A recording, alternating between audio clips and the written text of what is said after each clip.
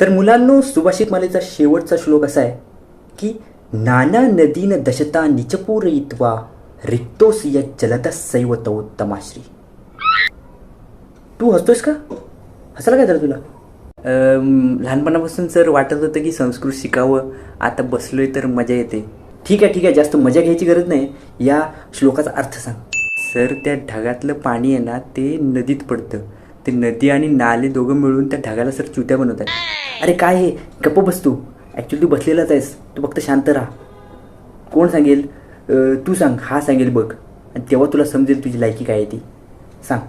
ह्या श्लोकाचा अर्थ असा आहे की नाना नदी नाल्यांना भरून हे ढगा जो तू रिकामा झाला आहेस. ठीक आहे, बस झालं. मीच पटकन सांगतो आणि संपवून टाकतो. या श्लोकाचा अर्थ असा आहे की नाना नदी नाल्यांना भरून हे ढगा जो तू रिकामा झाला आहेस, हेच तुझं खरं ऐश्वर आहे रे. बरोबर आहे का नाही? हां, तू पटकन प्रेझेंट घेऊन टाक. आणि मला ना उद्या मुलाला आणायला जायचं आहे, तर आपण उद्या 9:34 आणि 52 सेकंदांनी इथंच भेटूया. ठीक आहे ना? जास्त लवकर नाही ना बोलवत आहे मी. ठीक आहे, 9:35 पर्यंत या तुम्ही. हां, चला मी निघतो, बंद करतो.